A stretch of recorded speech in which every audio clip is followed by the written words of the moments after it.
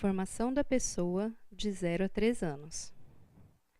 Sendo o ser humano um retrato de uma sociedade, de seus familiares e da forma como lidaram com ele durante seu período infantil, mais especificamente na primeira infância, suas vivências e padrões de comportamento herdados geneticamente e arquivados na convivência com o meio, este ser humano é um retalho de fragmentos coletados. A primeira infância é a base de sua formação. É a fase na qual as informações estão sendo coletadas e armazenadas para futura utilização. Informações essas, verbais e comportamentais, dos que convivem e lidam com o infante cotidianamente, principalmente a mãe, e de sensações captadas pelos sentidos da criança. Desde a gestação ao nascimento e infância, a ligação entre mãe e criança é presente. São como uma única pessoa, pois se fundem e confundem entre si. O que a mãe sente é igualmente sentido pela criança. Ela sente e olha o mundo ao seu redor pelo olhar materno. São da mãe os conceitos percebidos por este infante. É através dessa simbiose que as informações coletadas da relação com sua mãe, dos familiares e do meio em que está inserido são introjetadas e mais fortemente gravadas para sua formatação. As características de dependência, vulnerabilidade e fragilidade indicam que a criança não é por ela mesma. Necessita de alguém que interceda por ela em todos os aspectos de sobrevivência, ou caso contrário, morrerá.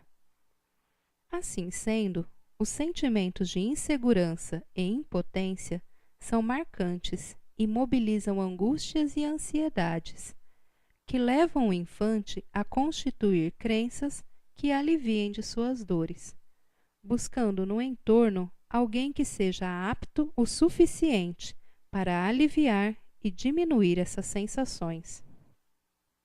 Apresentam uma confiança irrestrita em seus educadores, esperando que estes cumpram sua função de aliviar sua momentânea insegurança. Neste período, a criança absorve informações sem qualquer critério de seleção ou de valor. Tudo o que é sentido, visto e tocado pela criança é registrado em seu psiquismo, sejam experiências prazerosas ou dolorosas. É a etapa que a psicologia denomina coletor não seletivo. A característica de imitação também pode ser notada e é fundamental para o aprendizado da criança.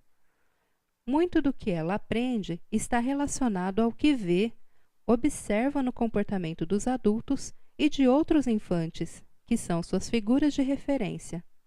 Estes são por ela seguidos e espelhados. É através da imaginação que a criança cria seu mundo. Tudo o que foi anteriormente visto e sentido por ela se faz presente por imagens em sua mente. É da interação dos estímulos externos com as sensações internas que as emoções variadas são percebidas e sentidas. Criam e vivem numa realidade ilusória, muitas vezes não condizente com a real vivência. Somada a isso, apresenta também nessa fase uma visão superlativa dos acontecimentos e das sensações. Tudo para ela é demasiadamente grandioso, seja o fato ocorrido prazeroso ou sofrido.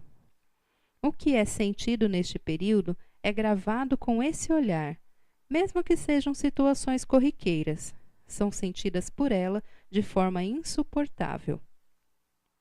O estado de inconsciência em que a criança se encontra faz com que ela sinta e veja todos como uma extensão sua, característica denominada egocentrismo.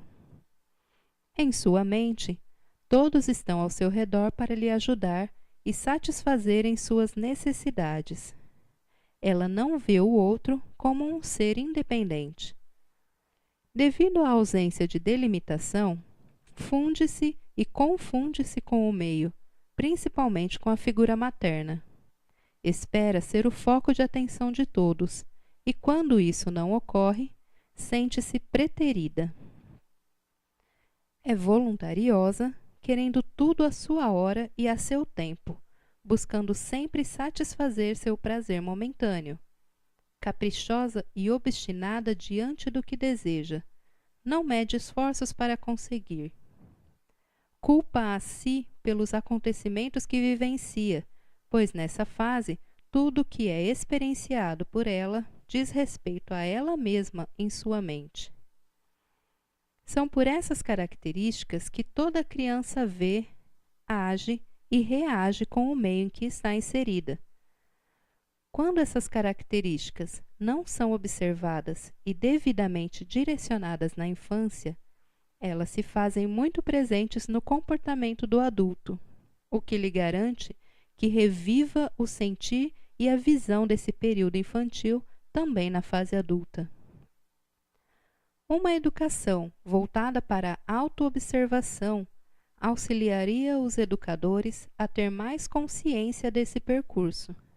Ajudaria a direcionar melhor esses processos vividos na infância, em si mesmos e, consequentemente, em seus infantes, para que, em sua fase adulta, essas características sejam melhor percebidas e interpretadas. Isso amenizaria nele suas dores, as mesmas que atualmente nós, adultos, sentimos, sem sabermos o porquê, sem identificar sua origem e, por essa razão, sem conseguirmos lidar com toda essa fusão e confusão em nosso dia a dia, fazendo de nós adultos infantilizados, prisioneiros de nossa infância. Esta educação para a individualidade, baseada no autoconhecimento e na autoobservação, vem de encontro com a necessidade latente atual. Estamos vivendo em uma sociedade saturada, na qual nada do que encontramos exteriormente aplaca a insatisfação interna sentida e percebida por muitos em seu dia a dia, em sua forma de viver, baseada apenas nos movimentos de nutrição e reprodução, mas que não estão suprindo mais nossas carências emocionais.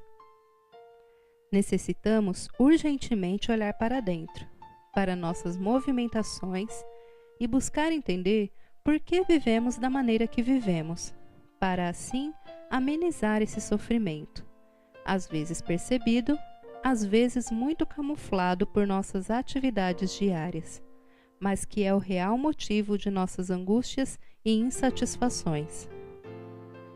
Aceitar olhar para o desconhecido que habita em nós dará a oportunidade de conhecê-lo e entender seu mecanismo, que aciona sentimentos que muitas vezes não conseguimos entender, mas ditam a maneira como nos relacionamos com o mundo e que são a causa de muitos dos desentendimentos e sofrimentos atuais. Conseguindo perceber esses padrões de comportamento, haverá a possibilidade de interagir mais conscientemente com as crianças em processo de formação que tanto necessitam de auxílio nas etapas que estão transitando e com as angústias que estão vivenciando em seu processo de aprendizagem e amadurecimento, para que num futuro tenhamos uma sociedade mais consciente de si, sabendo e podendo dar melhor direção em seu sentir e existir.